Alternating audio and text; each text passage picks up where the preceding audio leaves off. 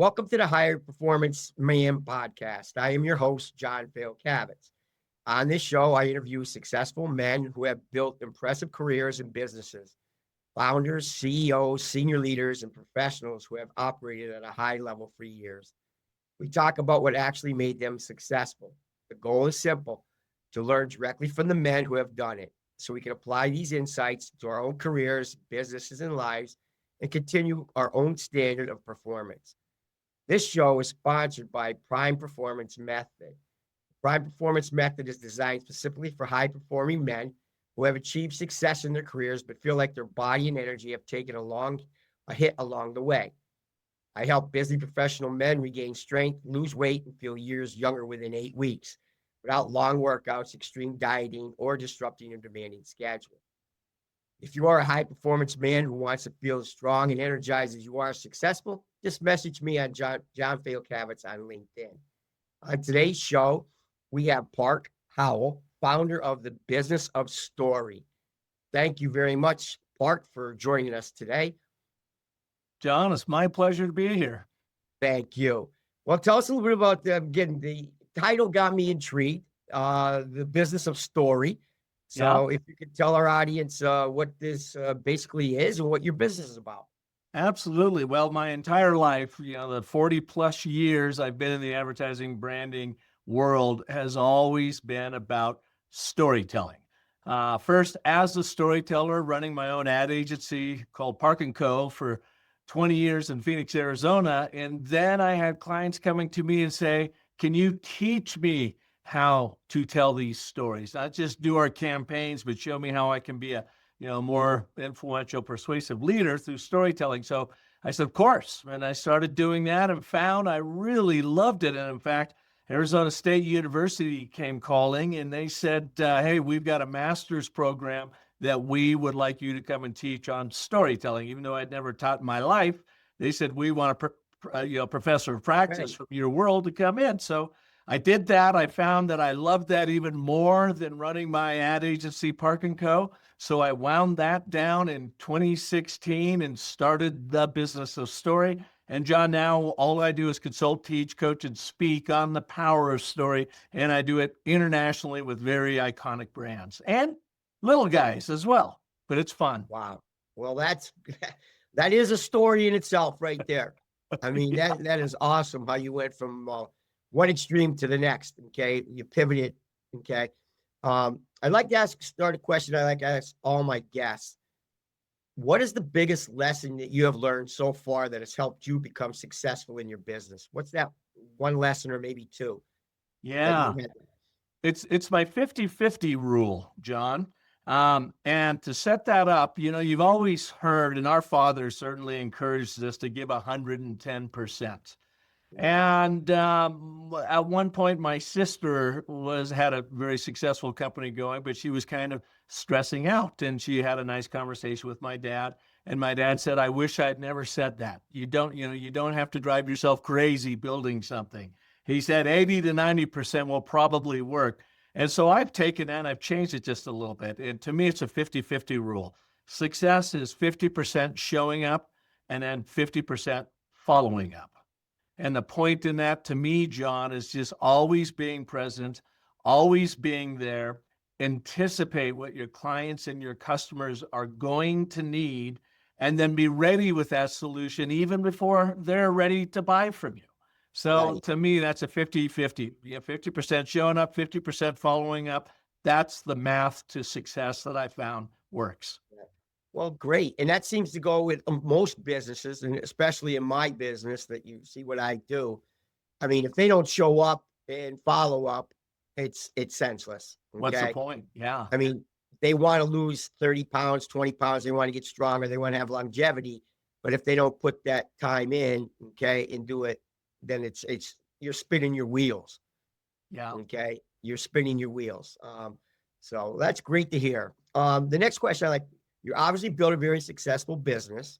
And I often hear from other successful businessmen on my podcast that although their business is thriving, okay, or thriving, other areas of their lives have suffered. Have you experienced this? Not terribly, I guess. I've always been pretty health conscious. My wife is a great cook, and she, cooks pretty healthy, although we have our cheeseburger from time to time, and I love And French fries and that sort of thing. But I really make a point and always have to get out in the wild. I love to hike. We were up here in northern Arizona, up in the mountains. A lot of people think Arizona is nothing but a desert, but we live up at 6,600 feet in the largest contiguous pine forest in the world, believe it or not. And wow, so I do a lot of hiking out there. Love to play golf. I'm a skier.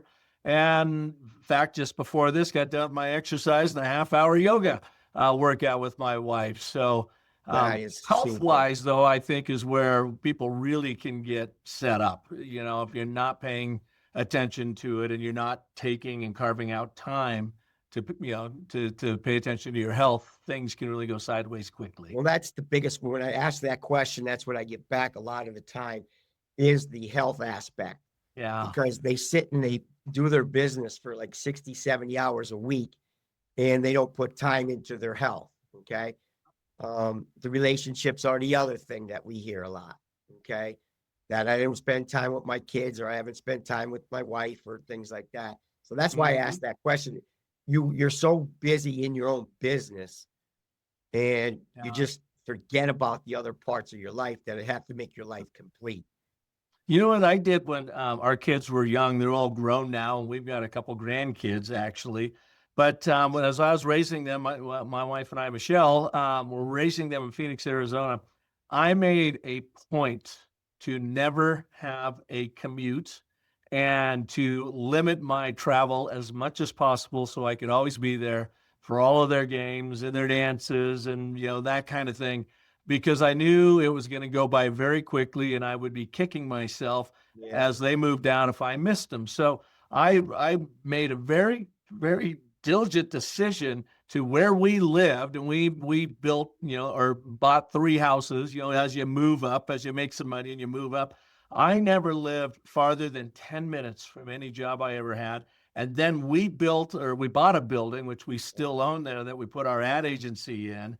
And we always lived within 1 mile of that building. So I could go and do my work, but I could always be available to them. And it was just a life decision, a life design that Michelle and I did. And I'm very happy we did. It's one of the most proudest things of my career, I think, is setting my life up that way. So I wasn't burning hours every day on the road. Great. Now, when you started your business, you said 40 years. Yeah. Okay. So did you have children when you started the business? I sure did. We had 3, all 3 of ours, come to think of it. Our youngest, Caden, at that time was an infant. This was in 1995 when I started my ad agency, Park & Co. Okay. So I was what was I? 30, 95. I was, I guess, in the early 30s there. And I'd spent the first 10 years of my career working for other people, other ad agencies in a large corporation as our creative director. Always wanted to have my own thing. And so we ventured out. My wife, God bless her, we're coming up on nearly 40 years. She was always right there with me every step of the way. She goes, whatever you think, I'm behind you. I know you can do this. Let's keep going. So yeah, we didn't have much money at all when we started, but we did have one big client. And then we added a second client. And that helped very, very much. But so it was John. You had that one big client that got you through. Got me going. Yeah, I'm sorry. And I had that client for 18 years. And why? Is because we would show up and we would follow up. We never left them guessing about where a project was. Right. Wow. That is super, man. Okay. Well, my next question is, through your coaching or through your interaction with your clients and things like that, do you think that most successful men sacrifice too much too early in their careers? Like you didn't seem to have that problem. You started in 1985, you said, right? And you had 3 kids. Yeah, I did. You had 3 kids, and you seem to just that transition from the business to the family, like you seem to overcome that, right? Yeah. Yeah, I mean, I worked hard, but again, the only commute in all that time was when I was working for a corporation right before I started my own business. And that was about 45 minutes each direction every day. And I worked for them for 1.5 years until, but I figured, well, that's an investment I got to make to build it, to get some wealth, enough money accrued to start my own thing. And it all worked out fine. My wife might tell you, and even still today, you work too hard, Park. You need to take a little bit more time off, a little bit of time for yourself. But John, I don't know. I mean, what I do, I really love. And yeah, sometimes it feels like a pain in the ass and work, but mostly it feels like a hobby that I love doing and that people love to pay me to do for them. Right. So I, And I think you just about answered my next question is because you just made what is your secret to maintaining a healthy balance in all areas of your life? And I think uh, you just yeah, almost answered it that you enjoy what you're doing and it's not a job to you. yeah. Okay. It's And like, And I would say, meditation. I try to do meditation every single day. Yoga right. with my wife. We will do 3 or 4 or 5 times a week. Wow. Hiking. I think just getting away from it. Just making a point of, you know what? This next hour I'm going to go nap and Did just you get away set from up it, a, did you set up the exact time? Like some people have a morning routine. Do you have that kind of a thing going or do you just, well, it's time for me to meditate? Or do you have, Yeah. No, well, yeah, I have a bit of a routine, but I'm not completely wedded to it. So I'll get up in the morning and I spend the first hour, I have a cup of coffee and I sit my butt there while I'm waking up. I'll read the New York Times, what's in the news and that kind of thing. Then I'll come down to our basement here and I'll do my round of exercises. And then Michelle will join me after that and we'll do our yoga. I like to do that stuff as early as possible because when I'm working, I like to work in mornings. That's when I'm my sharpest. And sometimes I'll just go right to work and then do the exercise stuff a little bit later. But so I will work up until around 2:30, maybe. Not always. okay, Sometimes it's longer. A lot of times it's a lot shorter now. But right, then I will do something that I think is really powerful that a lot of people don't know about, and it's so easy. It's right. called Yoga Nidra. John, are you familiar with that? No, I've So heard Yoga almost every Nidra, yoga. I've never heard nidra. it's a practice where you just lay there, but they want you to stay awake, and it's great. It's best to do guided, and I do a yoga. I use the Breathe app, and there's a 26-minute guided nidra in there. And they say the science shows that as you do what they tell you to do, just laying there and trying to stay awake through the whole thing, that it is more restful for your brain and your body than if you actually took a cat nap. So I try almost every single day, not on weekends, but usually Monday through Friday when I'm working. I will take 2 to 2:30 off, or roughly about that time, and I'll roll out my mat in my studio here, turn off all the lights, plug in my earbuds, and listen to the exact same yoga nidra. Sometimes I'll fall asleep because I'll be like really super tired. A lot of times I'll just sit there and follow through, and then you feel so rested, and you've only taken 30 minutes of your day. When you wake up, it almost feels like you've been asleep for a couple of hours. You're just so refreshed. So that's Wow. one really powerful thing anybody can do. I'm gonna And have to look that up and see. yeah, And you said it's the Breathe app, so our yeah, audience I've will. got the Breathe app, and you could go on YouTube and get free, yoga, and it's Nidra, Nidra. Yeah, So nice. something I really, really highly recommend, especially to busy professionals. Okay, awesome, awesome. Well, this next question you might have to think a little bit.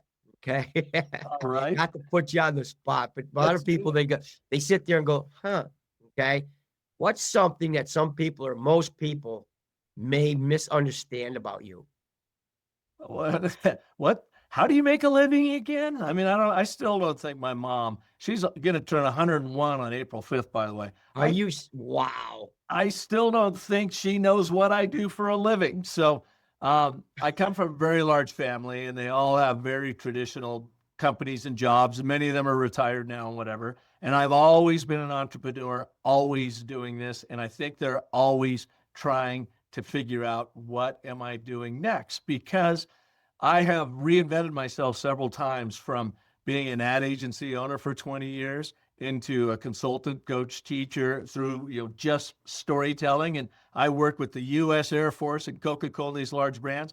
And then I reinvented myself one more time, just turned 65. This just proves that you can do this at any age. And now I'm with a tech startup. Me and 2 partners created a tech startup that took my IP around business and brand storytelling, precisely my story cycle system, but therefore network. And we have built an app out of it using AI. I like to call it, instead of artificial intelligence, artful intelligence, because Artful this really works with you as the storyteller to help you build out your brand story. And John, the beautiful thing about it, we call it the Story Cycle Genie. You find it at storycyclegenie.ai. The beautiful thing about it is my whole life has been around brand development, and I know it can take 3, 4, 5 months to get it right, and $30, $40, $50,000 in investment to really make that, or more. Now with our Genie, people can do this in a few hours. They can do it themselves. They can save, 90 to 95% of the time, energy, and money it takes to do it the old way, and give them a really powerful brand story. And I bring that up just because it's yet another reinvention of me into tech founder at an age when most people are retiring. Well, yeah. Well, my biggest thing with my business and what I do is tech. I mean, I'm very, very, very weak in technology. Okay. Yeah. I mean, I have to outsource a lot of things because I grew up with no computers. Okay. I Okay. mean, I'm 66, turning 66 on February. I turned 66. February, what day on February? February 2nd, Groundhog's Day. I'm February 14th, Valentine's Day. Valentine's Day. So you're an Aquarius also. Yes, sir. Going with the flow, man. Yes, you are. So I was thinking with this story, because I've been in the business for a long time, but I've had a brick and mortar business. Mm-hmm. And I just recently got into, because I'm also a football and lacrosse coach at the high school level. So I'm pretty busy with the kids and doing the coaching and things like that. So I got rid of the brick and mortar. But when I was doing the marketing type things, the way they say storytelling, what year do you think that really became prevalent? Because I've seen it maybe back, the only first time I've seen somebody say, you got to brand something, you got to tell your story. Was that longer? Because my first time I seen it was about 5 years ago. Yeah, I would say, it goes way back to David Ogilvy days. I mean, the founders of advertising have always, the most powerful ads always tell a story. And I think what has happened is that people in the advertising world, it used to be a very small group, but like everything else, technology democratized it. Now everybody can be in advertising. But all the real powerful ones always use story. It was intuitive to them, and they were probably not even thinking, I'm going to tell a story right now. They just naturally did it. And for me, I did the exact same thing. And I'm just telling a story, but I never really thought about the structure of a story or whatever. It was very innate. And it was in the early 2000s, I'm saying 2002, 2003, that we in the advertising world started seeing people talking about story a lot more. And I'm like, well, I was kind of like, duh. I mean, that's just what we do. And then I just saw all of a sudden this demand and this thirst for how to tell a story. And then the universe is so interesting, John. It shows up in really wild ways. So while I'm thinking about this, we get a new client, Goodwill of Central Arizona, a very large client for us. They were spending a lot of money. And we did an ad campaign for them, 2 TV commercials, one that told a story and one that didn't tell a story, but I didn't know that at the time. The first one that told the story, they saw same store revenue increase by 42% the very next month, people coming in and talking about that commercial. So we thought we were pretty hot stuff as an ad agency. But then we had this other 30-second commercial that went with it, and it didn't work at all. And I'm looking at it and I go, well, wait a minute. You love them as your own kids, right? You produced them. Why does this one work and this one not work?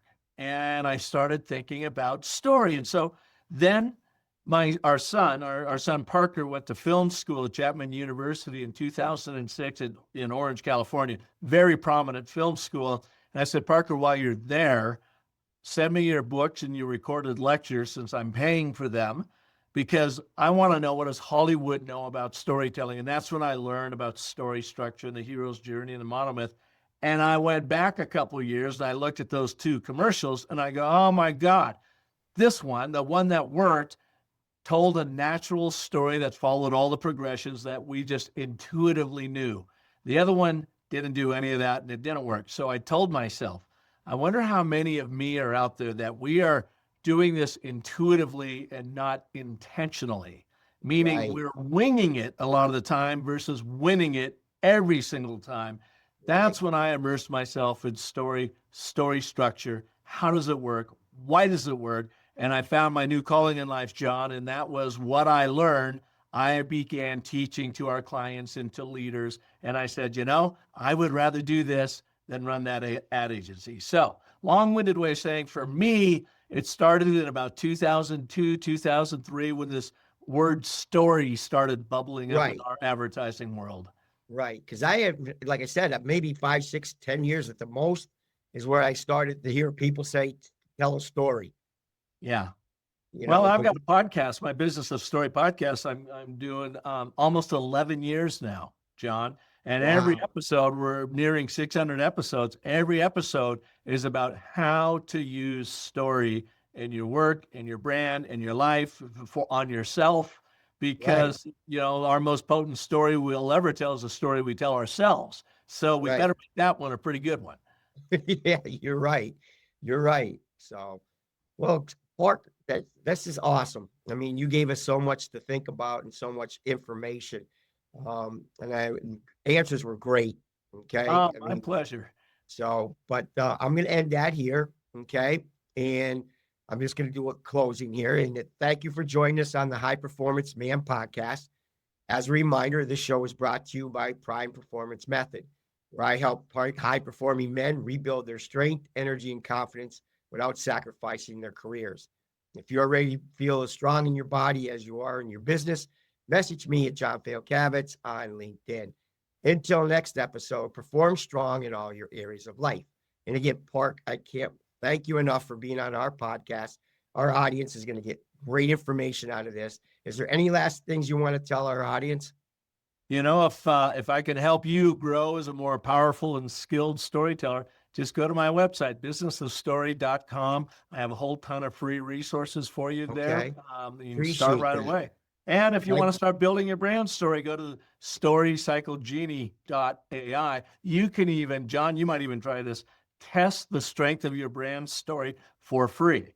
Go to that website, storycyclegenie.ai, click on the red button, and you put in your name, your email address, and a link to your website. And in under a minute, it's going to give you a grade and a 14-point story assessment that will validate what you're doing well, reveal gaps that can easily be fixed, and even inspire you with new ways to think about your story. Story Cycle Genie.